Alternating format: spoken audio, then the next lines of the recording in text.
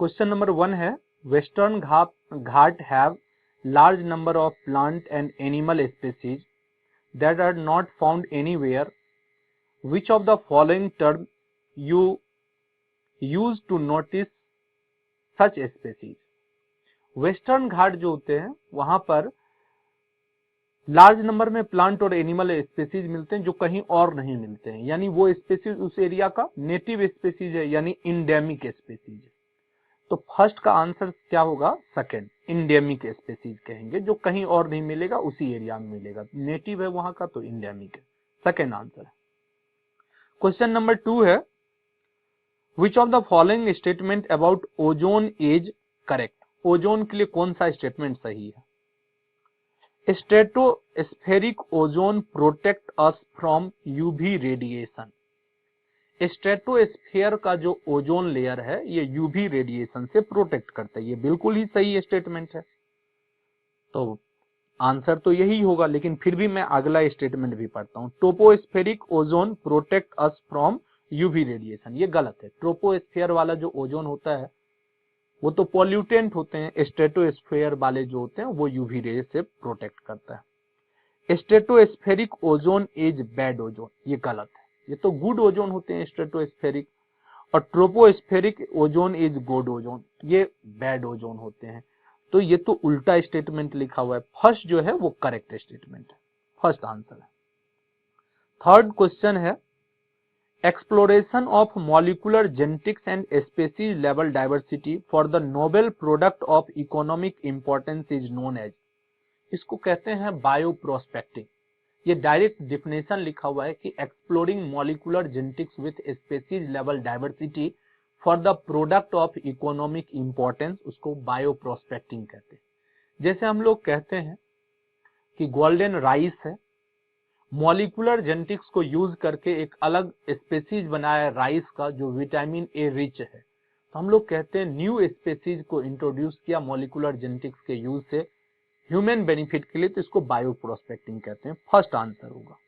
Question number 4 है which of the following is an innovative remedy for plastic waste?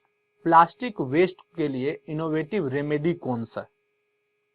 Electrostatic precipitator, ये तो SPM के लिए होता है, सस्पेंडेड पार्टिकुलेट मैटर को रिमूव करने के लिए थर्मल पावर प्लांट से। Burning in the absence of oxygen, ये तो हो ही नहीं सकता, ऑक्सीजन के प्रेजेंस में ही बर्निंग होता है। Boring 500 metres depth in soil below soil surface, जमीन के नीचे 500 मीटर डेप्थ में करेंगे, तो ये सब प्लास्टिक के लिए नहीं है। पॉलीब्लेम, ये सही आंसर। पॉलीब्लेम क्या है? रिसाइक्लेबल एंड मॉडिफाइड प्लास्टिक, जो सबसे बड़ा रेमेडी करता है, मतलब प्लास्टिक को रिसाइकिल होने में हेल्प करता है। ये अहमद खान ने बनाया था और उनका साथ दिए थे RV college of engineering and technology Bengaluru ने। तो पॉलीब्लेम आंसर होगा, यही इनोवेटिव रेमेडी है प्लास्टिक वेस्ट के लिए, फोर्थ आंसर। क्वेश्चन नंबर 5 है between which among the following the relationship is not an example of commensalism? कौन सा इसमें से कॉमेंसलिज्म का एग्जाम्पल नहीं है? Female wasp and fig species, ये म्यूचुअलिज्म का एग्जाम्पल होता है। वास्प और फिग स्पेसीज जो है म्यूचुअलिज्म का एग्जाम्पल है, तो फर्स्ट ही आंसर होगा, लेकिन फिर भी और भी पढ़ लेते हैं। Orchid and the tree on which it grow, जिस पेड़ पे ऑर्किड ग्रो कर रहा है और ऑर्किड, मैंगो के पेड़ और ऑर्किड के बीच में कॉमेंसलिज्म होता है। कैटल एग्रेट एंड ग्रेजिंग कैटल, ये भी कॉमेंसलिज्म है। सी एनामोन एंड क्लोन फिश, ये भी कॉमेंसलिज्म है। फर्स्ट वाला जो है female wasp and fig species, ये म्यूचुअलिज्म का एग्जाम्पल है, फर्स्ट ही आंसर है। 6 नंबर क्वेश्चन है if an agricultural field is liberally irrigated for prolonged period of time, it is likely to face a problem of salinity. लोग कहते हैं इतना ज्यादा पॉल्यूशन होने का 2 मेन रीजन है, एक तो है सॉइल इरोजन एंड डेजर्टिफिकेशन, इतना खेतों में मिट्टी को यूज किया धीरे धीरे वो डेजर्ट में चेंज हो गया। और दूसरा होता है water logging and salinity.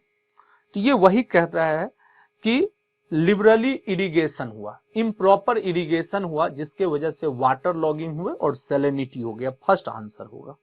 7th number question है sequence of humification and mineralisation is.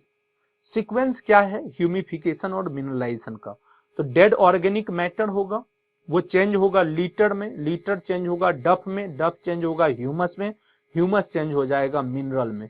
First he correct sequence है, बाकी तो सब गलत ही है। First correct. 8 नंबर क्वेश्चन है the sun loving plant is referred to as. उसको कहते हैं हेलियोफाइट। सन प्लांट या उसी को हेलियोफाइट कहते हैं। और जो शेडी प्लांट होता है उसको हम लोग बोलते हैं सायोफाइट बोलते हैं। हेलोफाइट क्या होता है? हाई टेम्परेचर पे ग्रो करता है। तो 8 का आंसर जो होगा 8 नंबर क्वेश्चन का वो सेकंड होगा। 9th नंबर क्वेश्चन है adaptation to low temperature and freezing in animal occurs due to production of. Adaptation low temperature के लिए या बॉडी फ्लूइड के फ्रीजिंग के लिए एडाप्टेशन क्या होता है? एंटी फ्रीजिंग प्रोटीन होते हैं, वही फ्रीज होने से बचाता है। तो 9th का first answer. 10th number question है which of the following is not a reason why population growth decline as population size approaches the carrying capacity. कौन सा रीजन इसमें से नहीं है जो बताता है कि पॉपुलेशन साइज कम होने लगता है कैरिंग कैपेसिटी पे पहुंचने पे? फर्स्ट है क्लाइमेट बिकम अनफेवरेबल। इससे कोई मतलब नहीं है क्लाइमेट अनफेवरेबल होने से। Competition for resource increases. Population जैसे बढ़ेगा तो कंपटीशन भी बढ़ेगा क्योंकि रिसोर्स तो लिमिटेड है, ये सही है। Predation rate increases. अब नंबर ऑफ इंडिविजुअल बढ़ गया तो प्रीडेशन का रेट भी बढ़ जाएगा। डिजीज रेट इंक्रीजेज, डिजीज होने का भी चांस बढ़ जाएगा। तो कौन सा रीजन नहीं है? तो फर्स्ट जो है क्लाइमेट बिकम अनफेवरेबल, ये कोई रीजन नहीं। 11th नंबर क्वेश्चन है explosive growth in human population size can be attributed largely to. Explosive growth human population के साइज में किस वजह से हुआ है?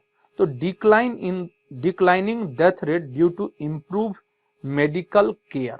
मेडिकल फैसिलिटी बढ़ने के वजह से डेथ रेट में डिक्लाइनेशन हुआ है, इसीलिए पॉपुलेशन जो है ह्यूमन साइज का इंक्रीज हो रहा है। फर्स्ट ही आंसर है, बाकी आप कहेंगे तो मैं पूरा पढ़ देता हूं। Proliferation of fast food outlet leading to earlier access to nutrient. ये तो गलत है, फास्ट फूड तो और हेल्थ के लिए खराबी करते हैं, ये तो अच्छा लिखा हुआ है। Increasing birth rate due to better health and fertility, ये से कोई मतलब नहीं है। Declination in death rate due to declination in incident of war, ये कोई मतलब नहीं। मेडिकल फैसिलिटी इंप्रूव होने के वजह से डेथ रेट में डिक्लाइनेशन हुआ और ह्यूमन का पॉपुलेशन काफी तेजी से बढ़ा। First answer. 12th number question organism occupying similar ecological niche but different geographical area of distribution are called as. उसको कहते हैं इकोलॉजिकल इक्विवेलेंस। डायरेक्ट डेफिनेशन है कि organism of two different species occupying the same और similar ecological niche but in different geographical area. Similar और same और similar ecological niche है लेकिन अलग ज्योग्राफिकल एरिया में, तो उसको इक्विवेलेंस कहते हैं। Second answer. 13th number question है in biotic community which of the following can be called protective device. किसी भी बायोटिक कम्युनिटी में प्रोटेक्टिव डिवाइस क्या है? मिमिक्री, ये प्रोटेक्टिव डिवाइस होता है, छुपने और बचने के लिए होता है मिमिक्री। प्रीडेशन वो तो खाने के लिए होता है, कॉम्पिटिशन दूसरे को भगाने के लिए होता है, पैरासिटिज्म फूड लेता है। तो फर्स्ट आंसर होगा। 14th नंबर क्वेश्चन है bell shape polygonal pyramid increase. Bell shape stable growth का होता है ना, बेल शेप पॉपुलेशन, वो क्या बताता है कि moderate percentage of young individual. Second answer होगा। मैं फिर भी पढ़ देता हूं, high percentage of young individual. Young का अगर हाई पॉपुलेशन है तो वो पिरामिडल शेप देगा, वो तो एक्सपेंडिंग है। थर्ड ऑप्शन लिख रहा है लो परसेंटेज ऑफ यंग इंडिविजुअल, यानी वो तो डिक्लाइनेशन हो जाएगा, यानी अर्न शेप वाला कर्व हो जाएगा। Low percentage of old individual, old individual से कोई मतलब होता नहीं है, सेकेंड आंसर होगा। 15th नंबर क्वेश्चन है which statement explain the concept of एलेंस rule. एलेंस rule क्या बोलता है कि एक्सट्रीमिटीज जो होता है कोल्डर क्लाइमेट के एनिमल का छोटा होता है because small extremities reduces the heat loss. अब देखिए aquatic mammal have blubber as insulator, ये कुछ नहीं है Allen's rule. Mammal of colder climate have short ear and limb, ये है एलेंस रूल, सेकंड होगा आंसर। फिर भी मैं आगे पढ़ रहा हूं, mammal of humid and warm region have more melanin in their skin, इसको कहते हैं ग्लोगर्स रूल बोलते हैं। Bear undergoes hibernation during winter, ये तो कुछ नहीं, लाइफ को सस्पेंड किए हुए हैं। 15 का आंसर सेकंड होगा। 16th नंबर क्वेश्चन है मैच द कॉलम है यहाँ पे म्यूचुअलिज्म, म्यूचुअल रिलेशनशिप कहाँ होगा, ट्राइकोनिम्फा और टर्माइट्स में। ट्राइकोनिम्फा सेल्यूलोज का डाइजेशन करता है और टर्माइट ट्राइकोनिम्फा को फूड और शेल्टर देता है। कॉमेंसलिज्म है हर्मिट क्रैब और सी एनामोन है, फोर्थ है वो मैच किया हुआ हर्मिट क्रैब और सी एनामोन है कॉमेंसलिज्म। पैरासिटिज्म क्या है, कस्कुटा ऑन सीसस, जो ट्री होते हैं उसके ऊपर में कस्कुटा ग्रो कर रहा है तो वो पैरासाइट है। और प्रीडेशन है टाइगर एंड डियर के बीच में। आप इस सबको मिलाएंगे ना तो सेकेंड आंसर आएगा, तो 16th का second answer. 17th number question है at carrying capacity a population, क्या होगा, कैरिंग कैपेसिटी पे पॉपुलेशन कांस्टेंट हो जाता है तो हम लोग क्या कहेंगे, इंक्रीजिंग रैपिडली गलत है, डिक्रीजिंग स्लोली, डिक्रीजिंग रैपिडली सब गलत है। Fluctuate around the medium number, यानी मीड के दोनों तरफ फ्लक्चुएट करता है। हमने जब बताया था ना डिमिनिशिंग फेज, तो कैरिंग कैपेसिटी से ऊपर और नीचे जाते जा रहा था, तो पॉपुलेशन कम और ज्यादा हो रहा था, यानी fluctuate around the median number है, fourth answer. 18th number question है the shallow water zone around the edge of lake is called, littoral zone, side वाला जो जोन होता है एज पे कम पानी वाला उसको लिटोरल जोन बोलते हैं, और लिटोरल जोन के आगे जो ओपन वाटर जोन होता है उसको लिमिनेटिक जोन बोलते हैं। जो नीचे डार्क जोन होता है उसको प्रोफंडल जोन और बेस को बेंथिक जोन बोलते हैं, तो फर्स्ट आंसर होगा। 19th नंबर क्वेश्चन है which among the following is likely to have the highest level of DDT deposition in its body, किसमें डीडीटी का डिपोजिशन सबसे ज्यादा होगा। इल, ये फिश है, क्रैब जानते ही है, फाइटोप्लैंक्टन जानती है, सीगल ये ना बर्ड है, सीगल जो है वो बर्ड है जो फिश को खाती है, तो हायर ट्रॉपिक लेवल में सबसे ज्यादा डिपोजिशन होगा, तो सबसे ज्यादा हायर ट्रॉपिक लेवल सीगल का ही है, तो थर्ड आंसर होगा। 20th नंबर क्वेश्चन है which of the given below pyramid represent the variation in biomass at different trophic level in pond ecosystem. Question simple है, बहुत ही आसान है कि पॉन्ड इकोसिस्टम में बायोमास का पिरामिड कैसा होता है, तो इन्वर्टेड होता है, तो देख लीजिए इन्वर्टेड कौन सा है, सेकंड है, सेकंड आंसर होगा। 21 नंबर क्वेश्चन है which of the following statement are correct, which of the following statement are correct. Desert and deep lake shows least productivity, desert और डीप लेक का प्रोडक्टिविटी बहुत कम होता है, बिल्कुल सही है। सेकंड है 10 gram biomass is pass to the next trophic level in the food chain, ये गलत है, 10% पास करता है बायोमास, इसने 10 ग्राम लिखा है, ये स्टेटमेंट गलत है। Most productive ecosystem is coral reef, ये बिल्कुल सही है। शुगर की cane is the most productive crop, बिल्कुल सही है, क्योंकि ये C4 प्लांट होते हैं शुगर केन, प्रोडक्टिविटी ज्यादा होता है, तो इसमें सारे स्टेटमेंट सही है, बस सेकंड वाला गलत है, तो फोर्थ आंसर जाएगा, फर्स्ट थर्ड और फोर्थ ये सही answer, fourth answer. 22nd number question है productivity at second trophic level is always, productivity at second trophic level is always, option सुनेंगे, greater than the productivity of first trophic level always, ये गलत है, उससे तो कम होगा। Less than the productivity at the first trophic level, ये सही है। सेकंड ट्रॉपिक लेवल का प्रोडक्टिविटी फर्स्ट से कम ही होगा, तो सेकेंड आंसर। बाकी मैं आगे भी पढ़ देता हूं, equal to the productivity of first trophic level, तो बिना लॉस का तो अगले ट्रॉपिक लेवल में एनर्जी जाएगा नहीं। Extremely variable compare to the productivity of first है, ये गलत है, second answer.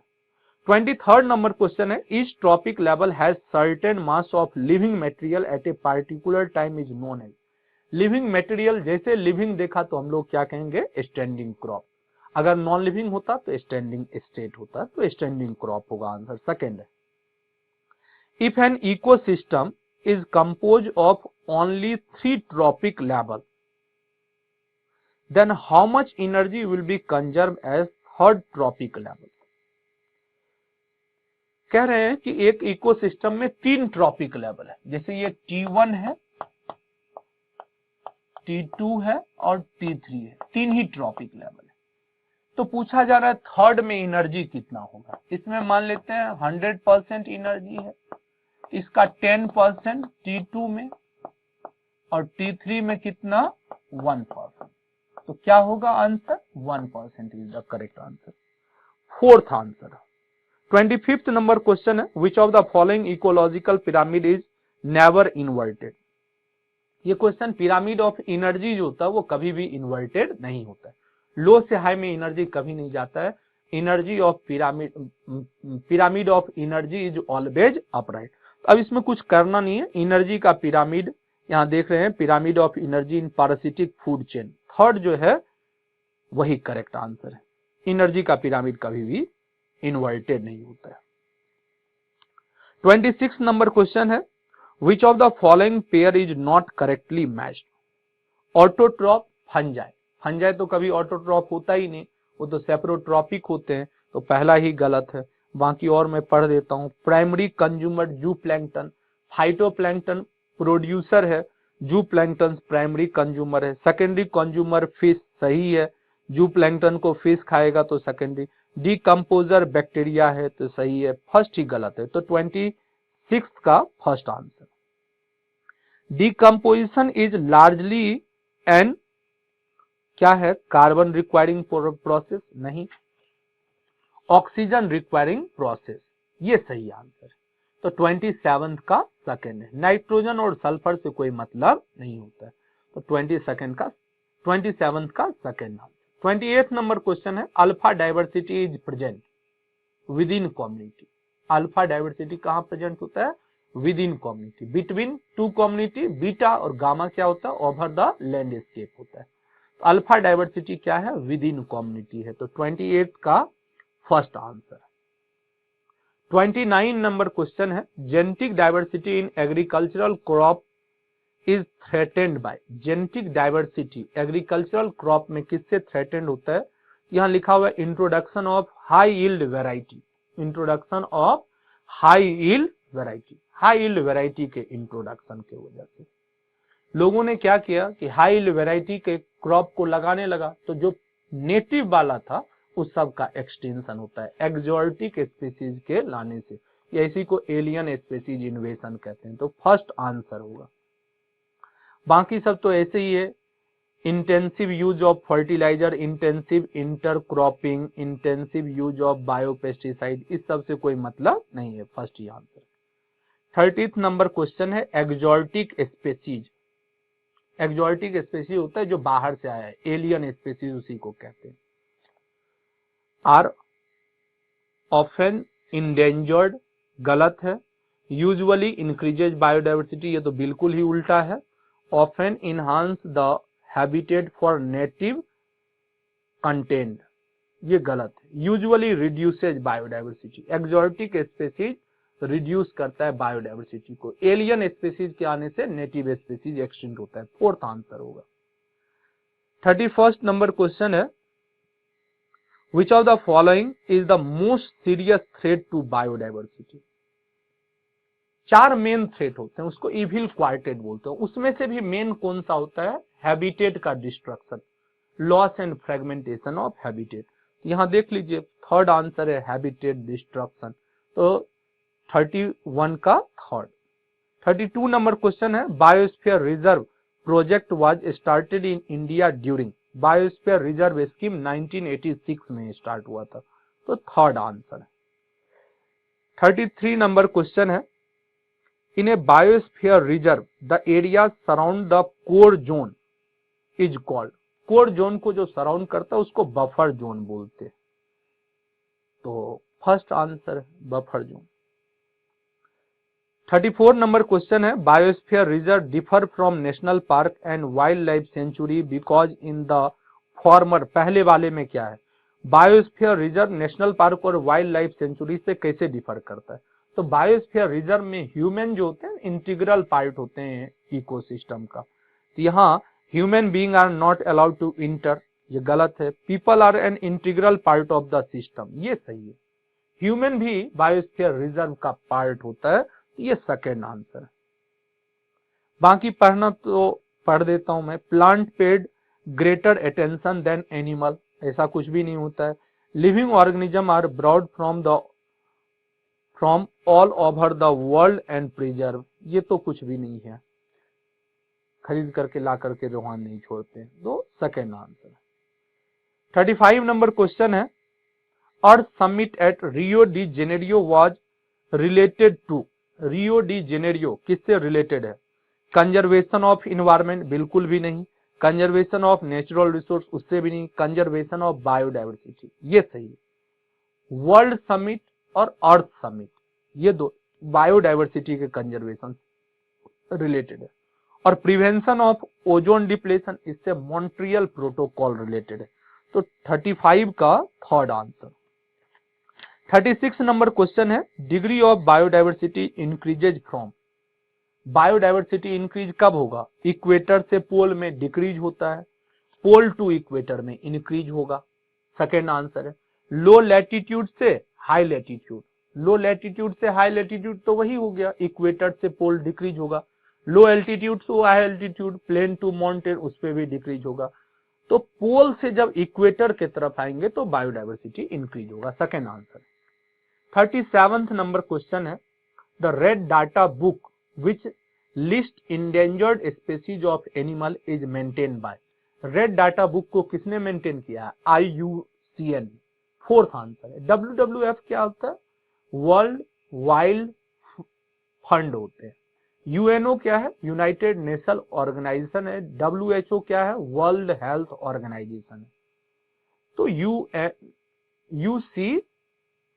IUCN international union for conservation of nature and natural resource, यही जो है रेड डाटा बुक को मेंटेन किए हुए, फोर्थ आंसर।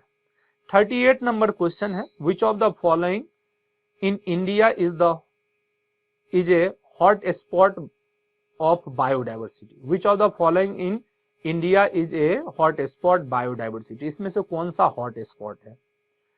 सुंदरबन ये हॉट स्पॉट नहीं।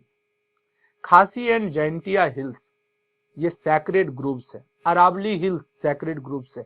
वेस्टर्न घाट जो है ये हॉट स्पॉट बायोडाइवर्सिटी है। Western Ghat and Sri Lanka, western Ghat and Sri Lanka जो है अब वो एक हॉट स्पॉट हो गया। दूसरा हो गया है इंडो बर्मा और हिमालय, तीन हॉट स्पॉट अपने इंडिया में। तो यहाँ Western Ghat third answer. 39th number question है, those species whose population have been seriously depleted as whose ultimate security is not assured is known as। वो स्पेसीज जिसका पॉपुलेशन काफी तेजी से कम होते जा रहा है और जिसका सिक्योरिटी एश्योर्ड नहीं है, ऐसे स्पेसीज को क्या कहूंगा, इंडेंजर्ड स्पेसीज कहूंगा, जिसपे खतरा है एक्सटिंक्ट होने का, इंडेंजर्ड, सेकेंड आंसर होगा। 40th नंबर क्वेश्चन है, the scrubber is used mainly to remove the following gases from the exhauster after spraying water और लाइम। ये जो स्क्रबर होता है SO2 गैस को रिमूव करता है और एग्जॉस्ट कैसे स्क्रबर पर पास होता है, वाटर वेपर और लाइम के स्प्रे से, तो सेकेंड आंसर होगा। 41 नंबर क्वेश्चन है, secondary treatment of sewage is. Secondary treatment of sewage is biological degradation of organic material by micro organism under the control under control condition. Secondary treatment, primary treatment में तो वही सब होता है, filtration, gravitational sedimentation, chlorine treatment, ये सब। Secondary treatment में oxygen का सप्लाई सब करते हैं, माइक्रो ऑर्गेनिज्म के थ्रू कंट्रोल प्रोसेस में उसका ऑक्सीडेशन करते हैं। और टर्शियरी में ना रिवर्स ऑस्मोसिस सब यूज होता है। तो फर्स्ट ही आंसर है, बाकी पढ़ने की कोई आवश्यकता नहीं। 42 number question, of a population that is stable in size, the following age distribution indicate that। यहाँ पॉपुलेशन और एज दिया हुआ, इसको ना हम लोग देखने के लिए इस क्वेश्चन को आप ऐसे करके देखिए, और ये हाफ ग्राफ मानिए, हाफ इसका अपोजिट मिरर इमेज होगा। आप देखेंगे ये एक्सपेंडिंग पॉपुलेशन ग्रोथ का कर्व आएगा, ये एक्सपेंडिंग ग्रोथ का पिरामिडल कर्व आएगा। ये कब हो सकता है? यहाँ ऑप्शन पढ़ रहे हैं, फर्स्ट ऑप्शन है the population birth and death rate are both high, birth and death rate are both high, birth rate और डेथ रेट दोनों हाई है, तो वो स्टेबल होना चाहिए। दूसरा है the population birth and death rate are both low, दोनों लो होना चाहिए। The population birth rate is low but death rate is high, birth rate कम हो गया, डेथ ज्यादा हो गया, तो डिक्लाइन वाला हो जाएगा। Population birth rate is high but death rate is low, birth rate high है और डेथ रेट लो है, तो एक्सपेंडिंग है, तो ये ग्राफ कर देगा एक्सपेंडिंग का, तो फोर्थ होगा आंसर। 43 नंबर क्वेश्चन है, select the incorrect match. Plastic remedy Ahmed Khan से रिलेटेड है, बिल्कुल सही है। ऑर्गेनिक फार्मिंग रमेश चंद डागर जी से रिलेटेड है, बिल्कुल सही है। ओजोन डिप्लेशन क्वाइटो प्रोटोकॉल, ये गलत, ये तो ग्रीन हाउस से रिलेटेड है ना, ओजोन डिप्लेशन के लिए मॉन्ट्रियल प्रोटोकॉल होता है, तो थर्ड गलत है। मैं फिर भी आगे वाला पढ़ देता हूँ, चिपको मूवमेंट सुंदरलाल बहुगुणा, बिल्कुल सही है। तो वो इसका आंसर जो होगा 43 का वो थर्ड नंबर होगा। 44 नंबर क्वेश्चन है, given pie diagram represent proportionate number of species of major taxa of invertebrate in global biodiversity, find the A B C and D in the given diagram. देखिए यहाँ A ना mollusca होगा, B crustacea होगा, C other group of animal होगा और D insect होगा। A mollusca, B crustacea, C other group of animal और D जो है इंसेक्ट, फर्स्ट ही आंसर है। 45 नंबर क्वेश्चन है, read the following statement and fill in the blank and choose the correct option. Plant are called as dash because they fix CO2। Plant को क्या कहते हैं? प्रोड्यूसर कहते हैं, क्योंकि वो CO2 को फिक्स करता है। बी स्टेटमेंट है, in an ecosystem dominated by tree the pyramid of number is inverted. Tree ecosystem में पिरामिड ऑफ नंबर इन्वर्टेड होता है। और सी है, in aquatic ecosystem the limiting factor for productivity is sunlight. और D है, major reservoir of carbon on earth is atmosphere, क्योंकि